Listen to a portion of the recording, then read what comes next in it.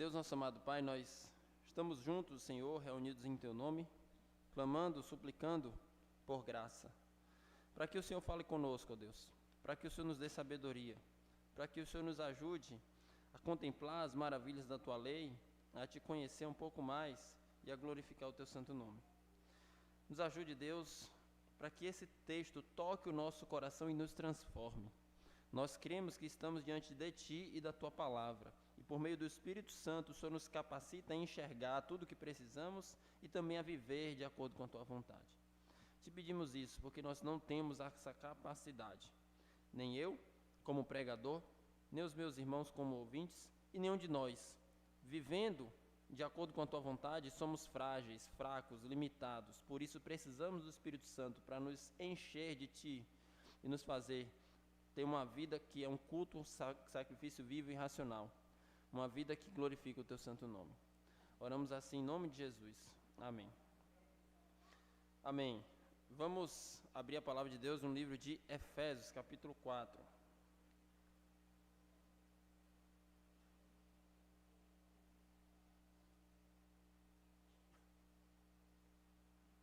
Efésios, capítulo 4.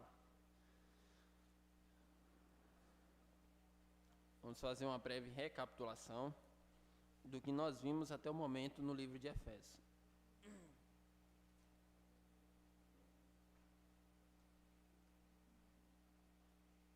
Eu sempre faço recapitulação para lhes lembrar da nossa caminhada até esse momento nesse livro. Nós já estudamos, por exemplo, o livro de Filipenses, agora estamos refletindo no livro de Efésios. O meu desejo é que você, na sua caminhada cristã, tanto nas suas leituras, ou se alguém te questionar em algum momento sobre o que fala esse livro, você consiga dizer com clareza as principais ideias desse livro, o que Deus está ensinando para nós no livro de Efésios. Você consegue mostrar os versículos que comunicam as grandes verdades que Paulo está transmitindo para nós no livro de Efésios. No capítulo 1, depois da saudação, do versículo 3 ao 14, Paulo faz o que é chamado de uma doxologia, que é um ato de adoração a Deus por meio da salvação, ou por causa da salvação. Do versículo 3 ao 6, ele adora a Deus, o Pai, que nos escolheu antes da fundação do mundo. Do 7 em diante, ele adora o Deus, o Filho, que derramou seu sangue para a redenção, para a salvação, que pagou na cruz os nossos pecados. E do 13 ao 14, ele adora a Deus, o Espírito Santo, que nos deu segurança, nos deu o selo do Espírito Santo, nos deu a garantia da salvação. Então ele está falando sobre a nossa salvação e adorando a Deus por isso. Aqui nós aprendemos que a verdadeira adoração procede de uma profunda reflexão na obra de Deus em nosso favor, principalmente a obra de salvação.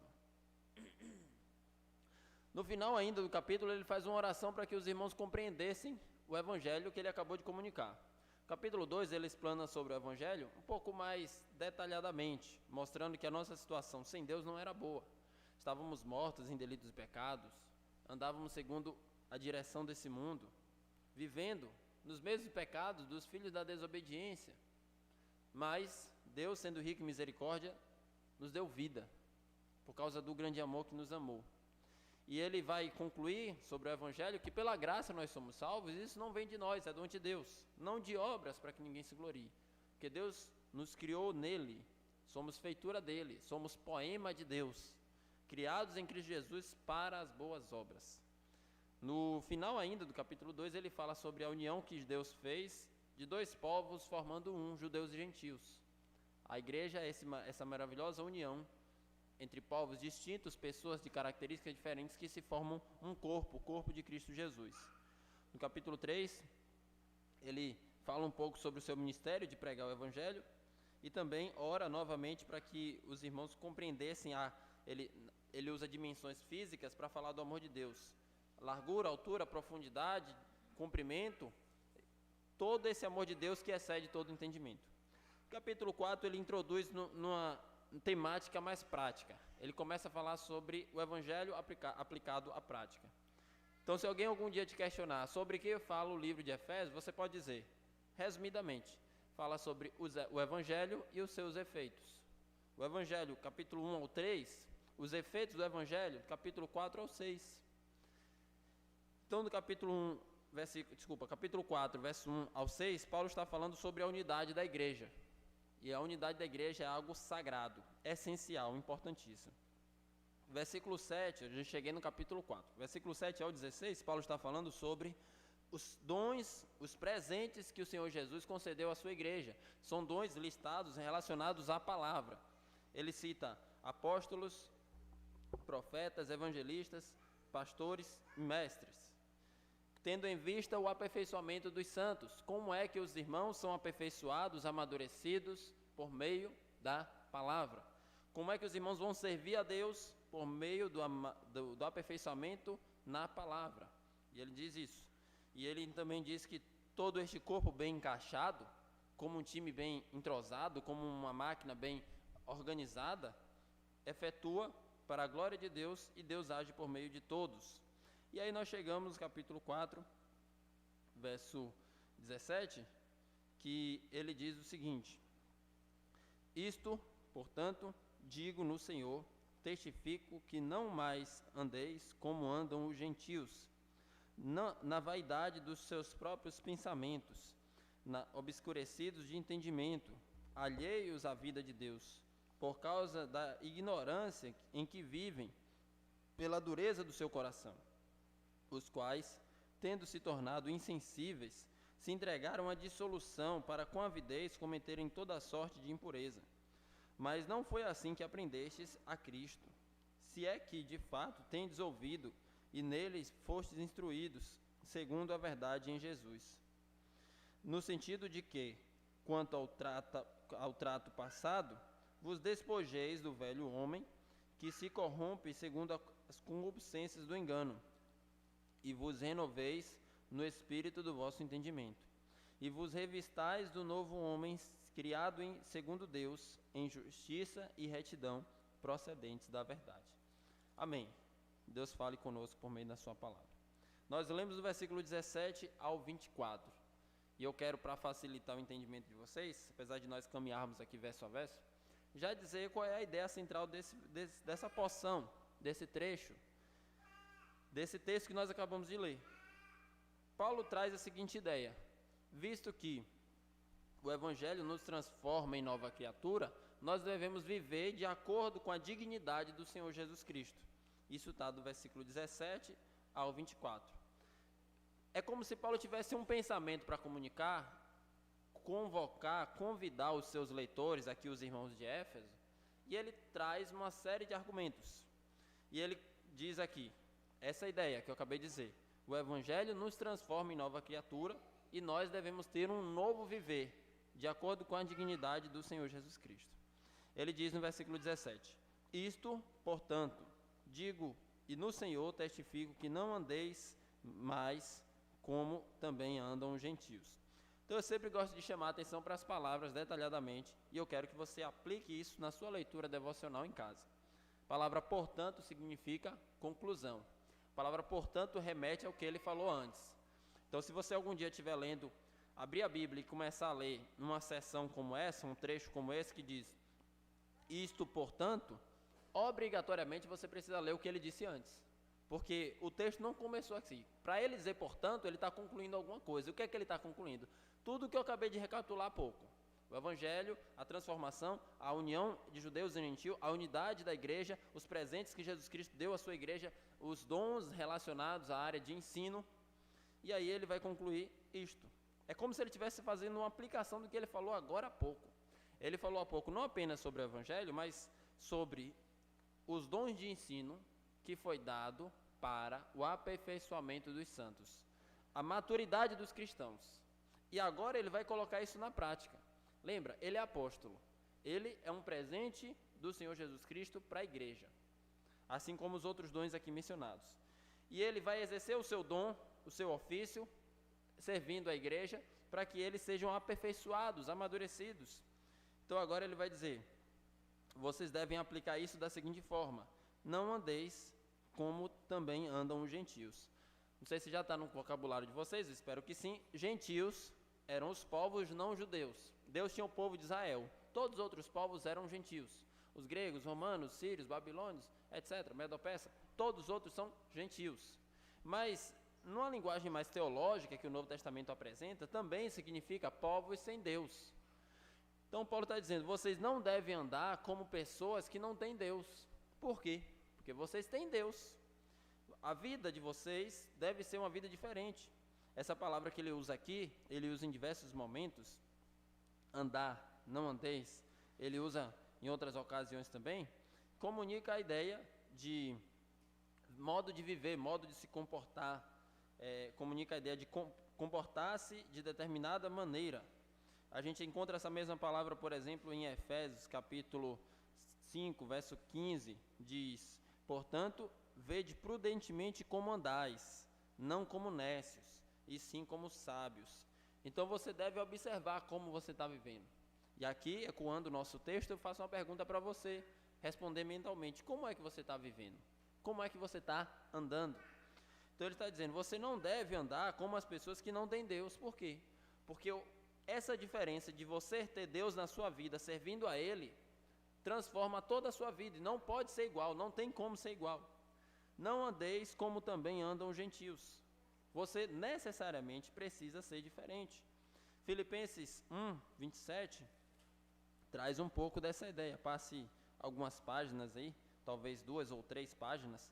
Filipenses 1, 27.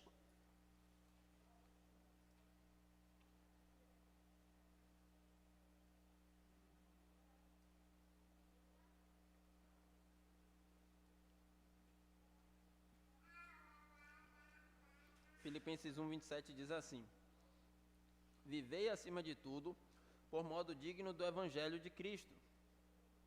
Então, nós devemos viver de acordo com a dignidade do Evangelho do Senhor Jesus Cristo. A nossa vida deve refletir esses valores. A nossa vida deve estar à altura do padrão do Senhor Jesus Cristo. É uma convocação de Deus para nós elevarmos o nosso, não apenas padrão moral, mas tudo que somos, pensamos, fazemos, tudo em nós deve estar de acordo com a dignidade de Deus. Esse é o nosso chamado. As minhas palavras refletem o Senhor Jesus Cristo, os meus pensamentos refletem o Senhor Jesus Cristo, as minhas atitudes refletem o Senhor Jesus Cristo. São atitudes, palavras, pensamentos, sentimentos que o Senhor Jesus Cristo teria. Será que se eu pensar nas palavras que eu estou falando, Jesus as pronunciaria? Nos sentimentos que eu estou tendo, Jesus os teria? Nas ações que eu tenho, Jesus faria tais ações? Viver à altura da dignidade do Senhor Jesus Cristo. Esse é o chamado do Evangelho para nós. O Evangelho não é apenas salvação, é também transformação. O Evangelho, ele é de graça, mas ele pede tudo. Ele te oferece uma salvação gratuita, mas ao mesmo tempo ele custa toda a sua vida. E aqui eu não posso enganar ninguém. Tem muitas pessoas que dizem assim, venha que Deus vai mudar tudo. Ou melhor, venha que Deus vai te dar tudo o que você quer. Essa não é a grande ênfase do Evangelho. A grande ênfase do Evangelho é, venha, siga Jesus, tome uma cruz, renúncia, abnegação e viva em prol do reino de Deus. Esse é o chamado. E aqui nós devemos ter uma consciência muito clara. Existe uma diferença completa entre quem serve a Deus e quem não serve. Um servo do Senhor do passado, certa vez, disse que podemos dividir a humanidade em 2 grupos, né? Tem pessoas que gostam de 1000 divisões. Tem pessoas que ficam semeando a contenda e a discórdia entre vários grupos. Homens, mulheres, brancos e negros, alto, baixo, sulista, nordestino, judeus e gentios. E ficam dividindo as pessoas, gays e heterossexuais, e semeando o ódio entre as pessoas. Ele te oprime, não, você não sei o quê, você é uma vítima e tal. Mas um pai da igreja do passado, um servo do Senhor, falou que a humanidade pode ser dividida em apenas 2 grupos. E eu concordo. Os que servem a Deus e os que não servem. Independente se é homem, se é mulher, se é branco, se é negro, se é pobre, se é rico, qual é o status social. Você pode pensar a humanidade a partir da sua eternidade. Onde é que cada um vai passar a eternidade? Na presença do Senhor Jesus Cristo ou eternamente afastado dele em rejeição? Então a humanidade pode ser pensada assim. Os vivos e os mortos. Aqueles que são chamados de eleitos e os não eleitos, os que servem ao Senhor e os que não servem. Então, a gente vê essa diferença aqui.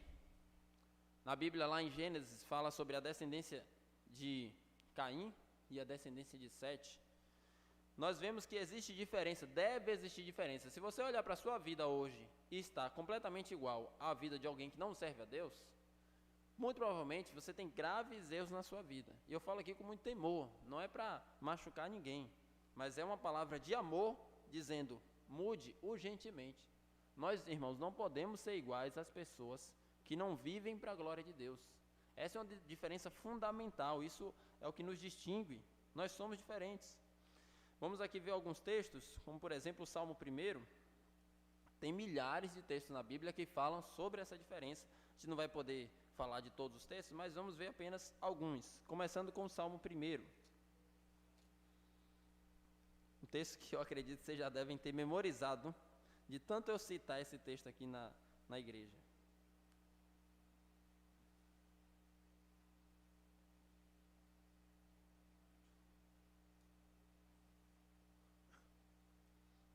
Diz assim, Salmo 1, versículo 1. Bem-aventurado o homem que não anda no conselho dos ímpios, não se detém no caminho dos pecadores, nem se assenta na roda dos escarnecedores. Então, o homem feliz, abençoado por Deus, ele não ouve a influência, o conselho das pessoas ímpias, que não temem a Deus. Antes, o seu prazer está na lei do Senhor e na sua lei medita de noite. O Salmo 1 inteiro vai falar sobre essa diferença. O ímpio é como uma palha seca, que não dá fruto. O que serve ao Senhor dá fruto independente da estação, porque ele está sendo irrigado pelas correntes de águas. E ele também fala sobre o destino eterno dos dois. Mas existe uma diferença fundamental. Você deve viver a sua vida de acordo com a orientação e influência da lei do Senhor. Não apenas porque você é um religioso, porque você é crente, cristão ou qualquer título que você goste de se chamar, mas porque você tem prazer na lei do Senhor e na sua lei você medita dia e de noite. Não é apenas um fardo. É trabalhoso ler a Bíblia, com certeza, mas é um prazer, deve ser. Mas pastor, tem horas que eu não sinto esse prazer. Peça, não é natural, vem do Senhor. Devemos pedir a Deus, Senhor, me ajuda a ler a Bíblia com prazer, como algo que eu amo, que eu gosto. Isso é o que me caracteriza, segundo o Salmo 1, como um homem bem-aventurado, que teme ao Senhor e faz a vontade de nosso Deus. Tem ainda Mateus capítulo 7, que fala também sobre essa distinção desses dois grupos que nós estamos vendo em Efésios, dos que servem ao Senhor e dos que não servem. Mateus capítulo 7, Jesus está concluindo o seu sermão. Estamos diante do Deus encarnado, fazendo uma pregação pública para milhares de pessoas, e ele profere vários ensinos, e é muito interessante. Jesus é o homem mais sábio, mais inteligente que já pisou nesse mundo. Ele é, com certeza, o melhor pregador que já existiu. Ele é a própria pregação encarnada, ele é a palavra de Deus encarnada. Jesus, ele prega sobre diversos temas, e ele olha para as multidões e termina com uma confrontação. Nem sempre gostamos quando ouvimos uma palavra de confrontação, mas Jesus termina assim. Mateus capítulo 7, versículo 20. Assim, pois, pelos seus frutos os conhecereis. Ele está dizendo, tem muita gente que me segue aí, tem uma multidão aqui me ouvindo, certo? Mas não é todo mundo que vai entrar no reino dos céus, e não é todo mundo que é verdadeiramente meu discípulo, não. Como é que vocês vão saber? Pelos frutos. Versículo 21. Nem todo o que me diz, Senhor, Senhor, entrará no reino dos céus, mas aquele que faz a vontade do meu Pai que está nos céus. Jesus é completamente contrário à nossa tendência convidativa de sempre querer atrair as pessoas. Jesus está diante de uma multidão, e aí ele olha a dureza dessas palavras. Tem pessoas aí que estão me chamando de Senhor, mas não vai entrar no reino dos céus. Jesus, não fale assim para não assustar as pessoas, elas não vão voltar mais. Se você falar assim, as pessoas não vão querer te seguir. Ele fala, podem chamar Senhor, Senhor. O critério não é professar somente pela boca, mas é também uma vida, a dignidade do meu senhorio, ou em outras palavras, a dignidade do meu evangelho. Ele está dizendo, você deve viver de acordo com a vontade do meu Pai, mas aquele que faz a vontade do meu Pai que está no céu. Muitos, naquele dia, hão de dizer-me, Senhor, Senhor, porventura não temos nós profetizados em teu nome? E em teu nome não expelimos demônios? E em teu nome não fizemos muitos milagres? Então tem muitas pessoas hoje, e também no tempo de Jesus, que usavam o nome de Jesus profetizar, expulsar demônio, fazer milagre. Jesus nem nega o milagre, né? Jesus diz assim, você tentou fazer o milagre, mas não deu certo. Não, Jesus não discute se o milagre era verdadeiro ou não. Jesus diz assim, olha, você fazer um milagre em meu nome não é evidência que você tem um relacionamento comigo. A gente acha que se operou sobrenatural, pronto. Agora eu sei que é de Deus. Jesus diz, não, você sabe que é de Deus se você faz a vontade do meu Pai, é o que ele está dizendo aqui. E então eu lhes direi explicitamente, nunca vos conheci. Apartai-vos de mim, os que praticais a iniquidade. Palavras duras. É interessante porque na narrativa de Mateus, Jesus está começando o seu ministério. Jesus era quase da minha idade, ele tinha cerca de 30 anos, e ele começando o seu ministério, algumas multidões começaram a ouvi-lo, e ele começa o seu sermão público com palavras duras.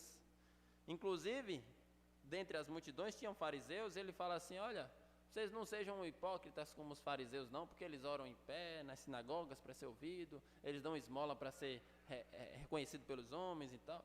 Então ele confronta as pessoas dos seus ouvintes, ele não está interessado em somente atrair as pessoas, ele está interessado na verdade e na vida das pessoas.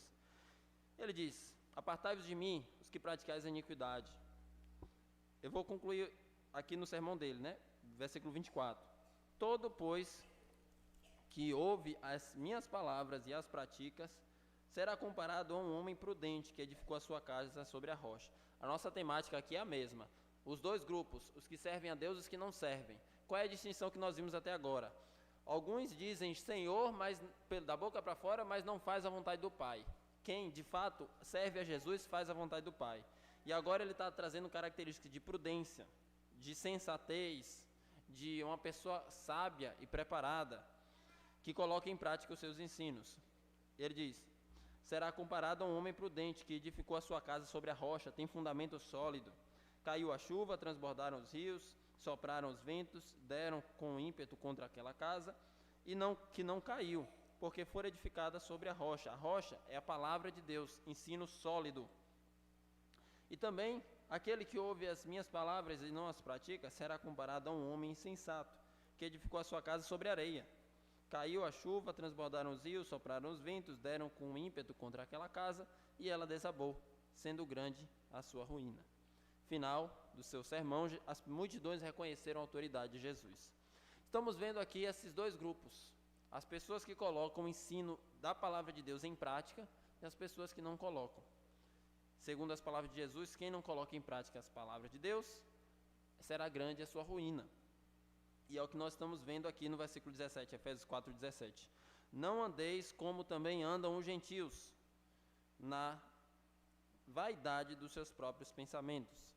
E a ideia de vaidade na Bíblia ecoa muito o ensino de Eclesiastes, que Salomão traz para nós, capítulo 1, verso 2 ao 4, por exemplo, que diz, vaidade de vaidade, tudo é vaidade. Qual é o conceito de vaidade lá em Eclesiastes? Que também é o mesmo aqui.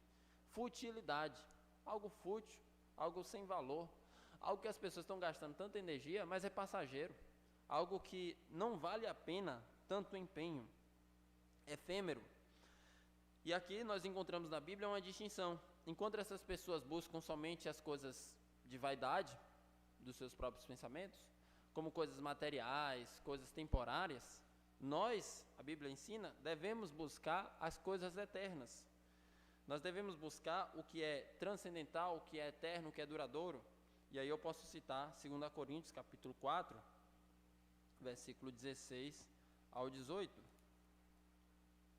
Segunda epístola de Paulo aos Coríntios, capítulo 4, versículo 16 ao 18.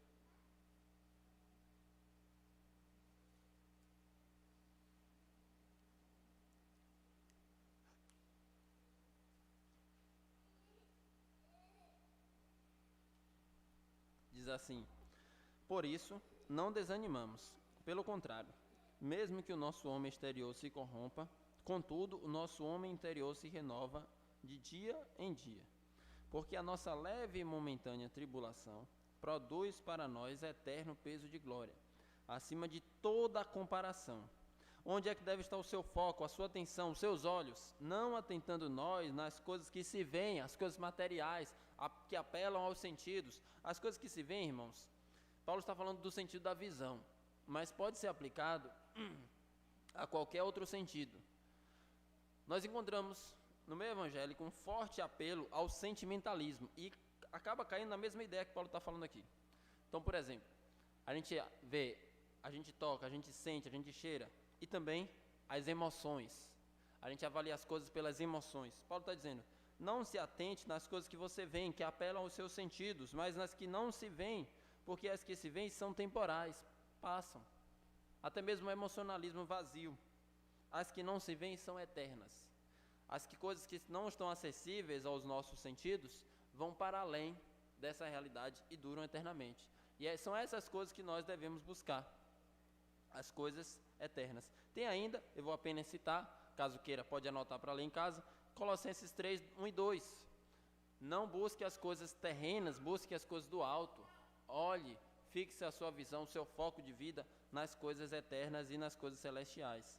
E é assim que deve ser a nossa vida. Não buscar as coisas fúteis do mundo, mas buscar as coisas da eternidade em Deus.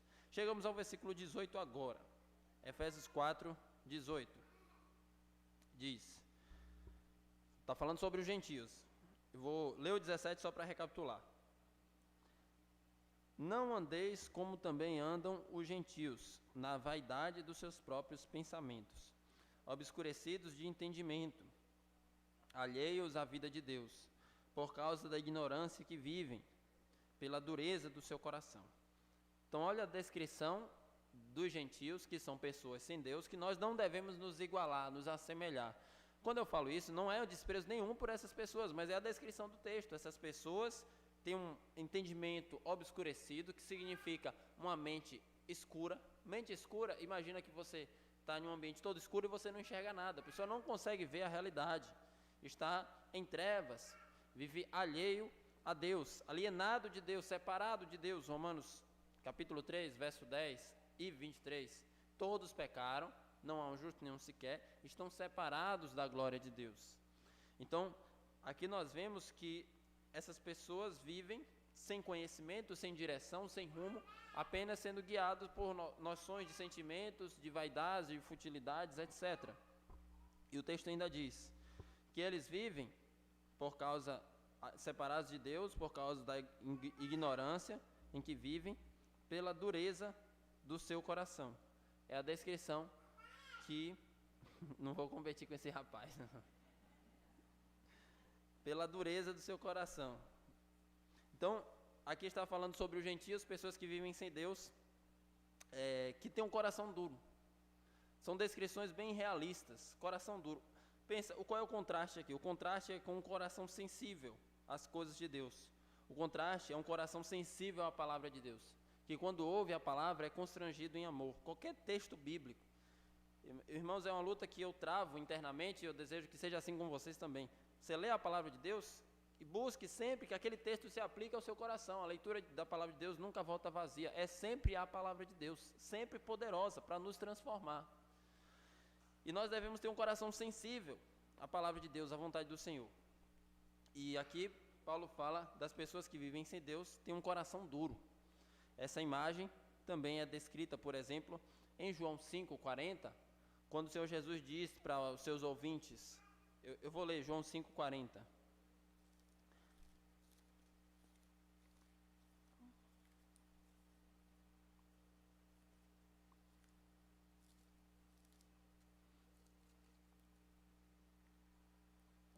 João 5,40, vou ler o 39 só para contextualizar. Examinais as Escrituras, porque julgais ter nelas a vida eterna, e são elas mesmas que testificam de mim. Contudo, não quereis vir a mim para terdes vida.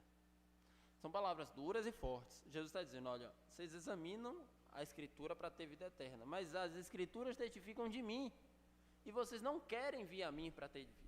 É a dureza do coração, quando as pessoas não querem ir ao Senhor Jesus Cristo. E ainda nós temos o conhecido texto, que eu vou citar, de Ezequiel 36, 26, vale a pena ler. Eu ia só citar, mas eu vou ler porque é um texto muito rico. Ezequiel 36, verso 26, que fala dessa transformação. Está aí a diferença entre quem serve a Deus e quem não serve.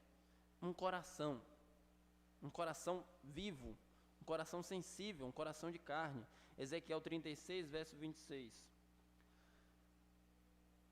A cirurgia que Deus fez em nosso espírito. Deus é o nosso cirurgião, diz aqui o texto. Dar-vos-ei coração novo, porei dentro de vós um espírito novo. Tirarei de vós o coração de pedra e vos darei coração de carne. Deus, irmãos, tirou o nosso coração de pedra. Nós tínhamos no nosso peito um coração de pedra. Pedra é o quê? Insensível. Não sente nada, as coisas de Deus, não é sensível à palavra de Deus. Deus tirou. Em algum momento da sua vida, Deus te transformou e você ouviu o evangelho e você chorou e disse, eu quero esse Salvador. É porque Deus fez essa transformação. Se Deus não tivesse feito, você não poderia dizer isso, porque o coração de pedra não lhe permite isso. Então Deus transformou a sua vida, Deus fez uma cirurgia espiritual na sua alma. E é dessa maneira que nós temos um coração mais sensível à palavra de Deus. Inclusive a Bíblia fala que do coração é a fonte da vida, é o centro do ser humano. O pastor Diego pregou no último domingo sobre os ídolos que procedem do coração. E ele falou sobre diversos ídolos que se manifestam em nossa vida, que estão guardados em nosso coração. Então, devemos ter muito cuidado com o coração. E o coração de um indivíduo que serve a Deus é completamente diferente de alguém que não serve. O verso 19 nos diz, Efésios 4, 19. Pode deixar seu marca-página em Efésios 4, porque a gente vai em outros textos, mas sempre volta para Efésios 4. Efésios 4, 19.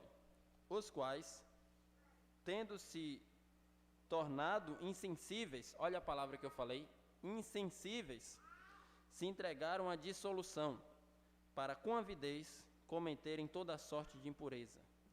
Aqui o texto está dizendo, olha, eles não compreenderam, não são insensíveis à palavra de Deus e por isso cometeram todo tipo de pecado. É um texto que descreve muito bem a nossa época, a nossa era, o nosso tempo.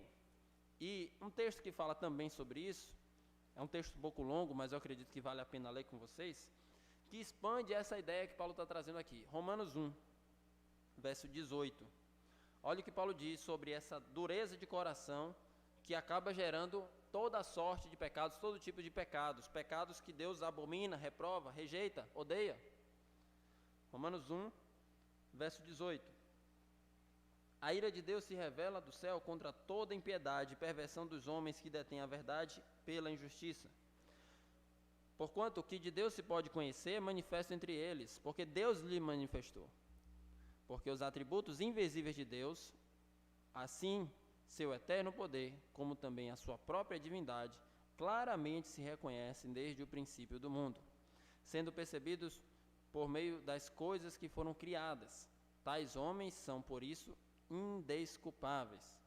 Porquanto, tendo o conhecimento de Deus, como é que eles conheciam a Deus? Por meio da natureza. Eles viram os atributos de Deus revelados na natureza.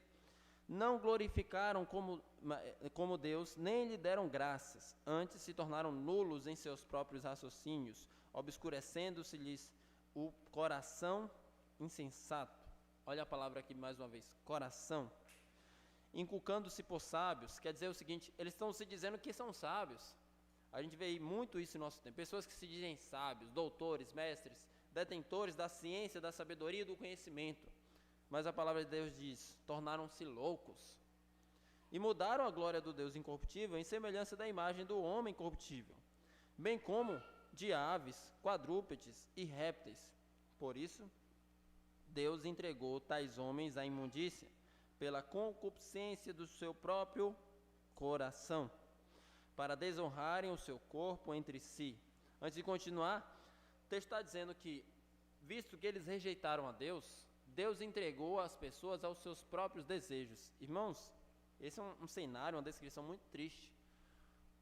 Uma das situações mais tristes e lamentáveis que uma pessoa pode se encontrar é quando Deus entrega essa pessoa ao seu próprio coração, ao seu próprio desejo. Quando a pessoa quer seguir um caminho e Deus fala, vá. A pessoa é um povo, né? Porque aqui ele está falando de um grupo de pessoas. Ele está falando da humanidade.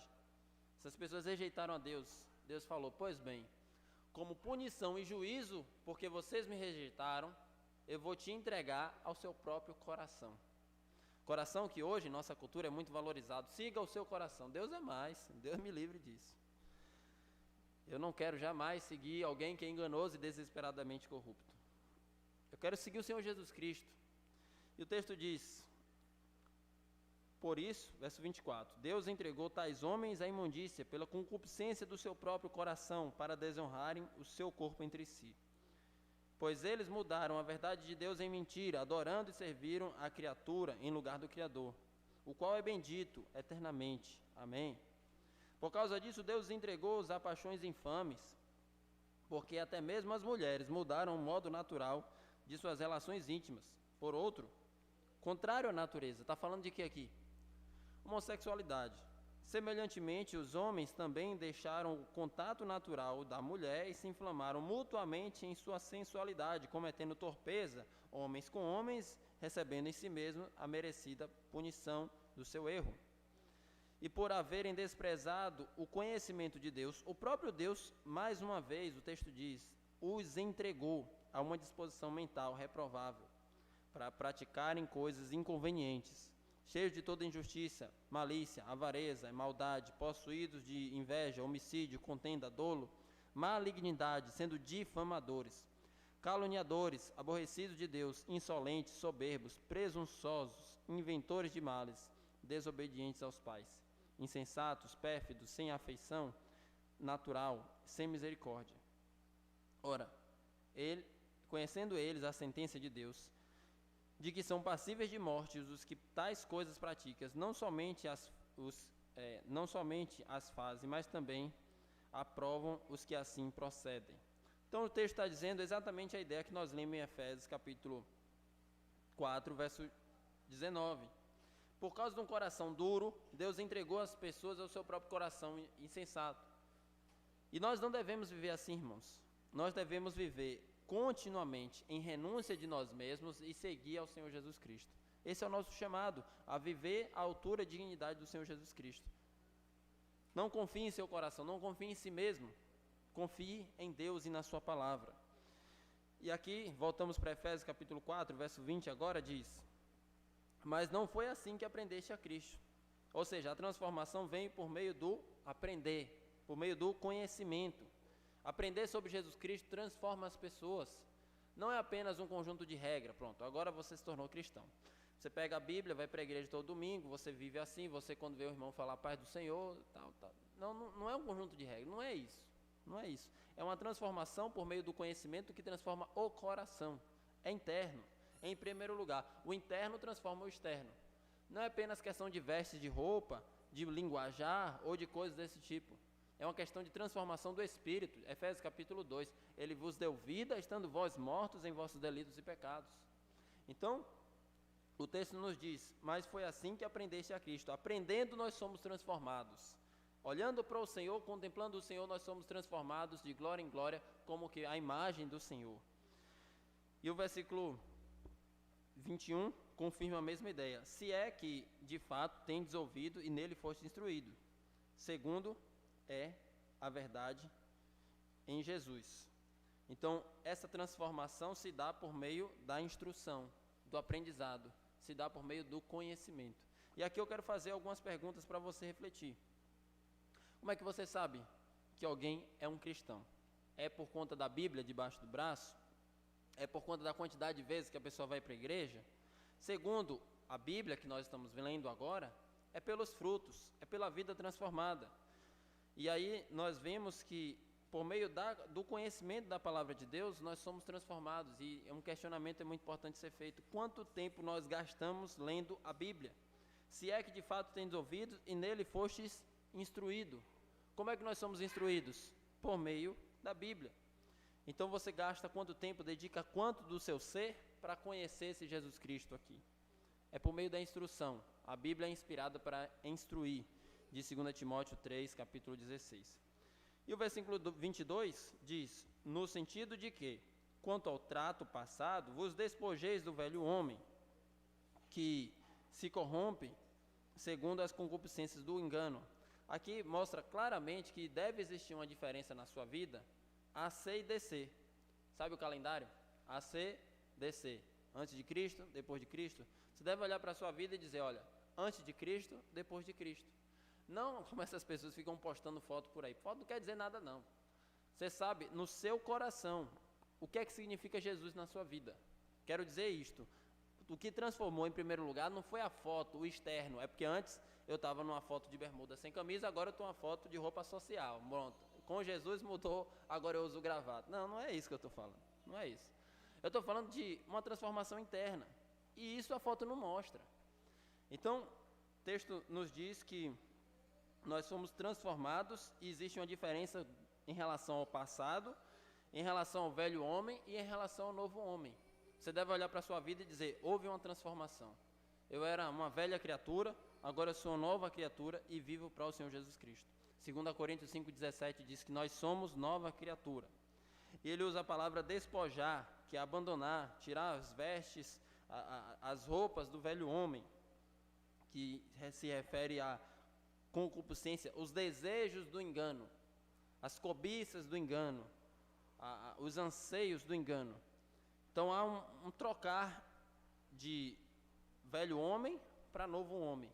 Ele continua concluindo aqui no versículo 23 e 24, quando ele diz, e vos renoveis no espírito do vosso entendimento. Mais uma vez, ele usa essa renovação interior. Renoveis como? No espírito. Como? Por meio do entendimento. É a mesma ideia de Romanos 12, do 1 e 2. Romanos 12, do 1 e 2 diz assim. É um texto que comunica muito bem esse ensino que Paulo está trazendo aqui em Efésios. Romanos 12, verso 1. Rogo-vos, pois, irmãos, pelas misericórdias de Deus, que apresenteis o vosso corpo por sacrifício vivo, santo e agradável a Deus, que é o vosso culto racional. E não vos conformeis com este século, mas sede transformados pela renovação da vossa mente, para que experimenteis qual seja a boa, agradável e perfeita vontade de Deus. Irmãos, é uma transformação no interior, na mente, no coração, para depois externamente. Então, é isso que o texto nos diz, vos renoveis no espírito do vosso entendimento. Quanto tempo você gasta renovando a sua mente lendo a palavra de Deus? Porque é por meio do entendimento, não tem outro meio. Não é por meio de experiências místicas, né? Muitas pessoas gostam disso. Bom, eu vou ter uma renovação espiritual. E aí a gente vai fazer isso, vai fazer aquilo, tal. Certo. Algumas coisas têm algum valor, mas o texto diz, renoveis no espírito do vosso entendimento, a mesma ideia de Romanos 12. Então você precisa dedicar tempo renovando o seu entendimento na palavra de Deus. E isso requer labor, trabalho, esforço. Esse é o nosso empenho, é o que nós devemos buscar. Ler a Bíblia, para um cristão, não é opcional, não é alguns cristãos leem, outros não. É indispensável, é necessário. Sabe quando você acorda de manhã e você sente fome? Você faz o quê quando você sente fome? Você vai comer. Para você se manter vivo, você precisa comer. Para você se manter vivo espiritualmente, você precisa comer. Onde está o alimento? Na palavra de Deus. Sem alimento, o que acontece com você? Morre. Não só de pão vive o homem, mas de toda a palavra que procede da boca de Deus. Essa renovação é interior por meio do entendimento. Precisamos, é necessário, é indispensável. Não é coisa de um grupo, aqueles irmãos gostam de estudar, aquele dali não gosta. Não, é para todos. Essa é a vontade do Senhor para nós. Que busquemos conhecer o Senhor Jesus Cristo dia após dia por meio da palavra dele. E ele diz o resultado disso, e vos revistais do novo homem, criado segundo Deus, em justiça e retidão procedentes da verdade. Essa renovação do entendimento gera um novo homem em nós, continuamente, que é segundo o padrão de Deus, a ideia inicial lá, lembra? Viver de acordo digno do Evangelho, segundo o padrão de Deus, é assim que nós vivemos segundo o padrão de Deus. E a verdade gera duas coisas em nós. A verdade que está aqui, a palavra do Senhor, gera em nós justiça e retidão. Justiça e retidão procedentes da verdade. Como é que nós devemos ter uma vida justa, reta? Que significa andando no caminho do Senhor. Não desvia nem para a direita nem para a esquerda. Andando na verdade da palavra de Deus. E isso é o processo de renovação. Efésios 2, 8 ao 10 diz que nós fomos criados em Cristo Jesus para as boas obras. Deus nos criou nova criatura para isso. E aí, para finalizar, chegamos às nossas aplicações, que na verdade é uma só. Viva como novo homem, nova mulher, segundo a vontade de Deus. O caminho para isso é a palavra de Deus, é a oração, é buscar o Senhor, é a dependência do nosso Deus. Nós devemos, irmãos, ter pensamentos, atitudes, sentimentos diferentes das pessoas que não têm Deus. Por exemplo, como é que você enxerga a família? Como é que você enxerga? Se você enxerga a família e você vive na sua família da mesma forma que as pessoas que não têm Deus não vivem, tem muita coisa de errado. Tem muita coisa de errado. Você precisa viver a família segundo o padrão de Deus. Relacionamento de marido com esposa, esposa com marido, filhos com pais, pais com filhos. A gente encontra vários textos na Bíblia falando desses relacionamentos. E nós devemos viver de acordo com a vontade do Senhor. Nós falamos, por exemplo, sobre o culto de famílias, que terá como temática tempo de qualidade com as famílias. E aí eu faço uma pergunta: você dedica tempo com a sua família? Se você não dedica tempo, vive segundo os mesmos padrões do mundo, está errado. Você precisa ter tempo com a sua família, com o seu lar, com sua esposa, marido, filhos, pais, irmãos, pessoas do seio familiar que Deus te entregou. Como você encara, por exemplo, um relacionamento com filhos, com pais? A Bíblia fala muito sobre criação de filhos. Inclusive no grande mandamento, amar a Deus com todo o coração, alma, força. Essas palavras que hoje te ordeno estarão no teu coração, e tu vai inculcar essas palavras no coração dos teus filhos. Então você tem ordenanças e diretrizes de como criar filhos nos caminhos do Senhor. Ao mesmo tempo, seus relacionamentos com seus pais. Como você enxerga filhos? Não pode ser da mesma perspectiva do mundo. Você não pode ver filhos apenas como um trabalho, como um fardo, como despesa. Eu já ouvi muito isso. Filho, diz a palavra de Deus, são bênçãos e nós devemos criá-los nos caminhos do Senhor. Como é que você enxerga, por exemplo, o seu trabalho? Será que você e o seu colega ao lado trabalham da mesma forma, com as mesmas motivações? Se é assim, está errado, você precisa ser diferente. Colossenses 3 diz, tudo que você fizer, faça para o Senhor. O seu trabalho, você busca glorificar a Deus, e é diferente. A sua visão de trabalho, a sua visão de dinheiro, como você lida com as finanças, não deve ser assim. Eu sei que acontecem adversidades, mas só brevemente sobre a questão do dinheiro. O cristão não deve ser dominado pelo dinheiro, como as pessoas do mundo são. Ao mesmo tempo, o cristão não deve viver endividado, como algumas pessoas também são. O cristão deve usar o dinheiro como meio de glorificar Deus, uma dádiva dada pelo Senhor. E também não deve amar o dinheiro, porque isso é a raiz de todos os males, diz a palavra de Deus. Então você deve compreender o que a Bíblia diz sobre cada área da sua vida. Como é que eu lido com o dinheiro? A Bíblia fala sobre dinheiro. Como é que eu lido, por exemplo, com a política? Alguém diz assim, não, religião e política não se discute, o cristão não tem nada sobre política. Mas o problema é que a Bíblia fala de política. Estou falando de política partidária, não. De partido A, B ou C. Estou dizendo, a Bíblia fala diretrizes, princípios sobre como nós devemos enxergar a sociedade. Nós devemos conhecer e não devemos ter pensamentos semelhantes às pessoas que não têm Deus, porque nós temos a revelação de Deus. Que a Bíblia diz, por exemplo, sobre igreja. Nós não devemos enxergar a igreja da mesma maneira que as pessoas do mundo enxergam. E por fim, como você encara e lida, por exemplo, com a sua saúde? Você vive com a sua saúde na mesma forma que as pessoas do mundo? Você cuida da sua saúde como sendo o templo do Espírito Santo dado por Deus, que você vai usar o seu corpo como um instrumento para glorificar o nome do Senhor? Ou você simplesmente não cuida da sua saúde à semelhança das pessoas que não têm Deus? Tudo isso, irmãos, são apenas exemplos para dizer, o fato de você ser Deus transforma toda a sua vida. E eu finalizo com Colossenses 3, versículo 23 e 24, que eu acabei de citar. Leia comigo, por favor, Colossenses capítulo 3, versículo 23 e 24.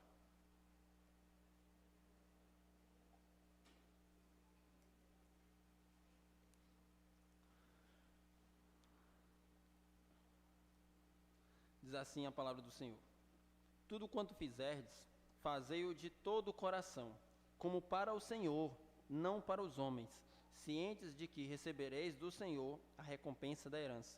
A Cristo, o Senhor, é que estáis servindo. Que nós vivamos uma vida à altura da dignidade do Senhor Jesus Cristo, fazendo tudo para a glória de Deus.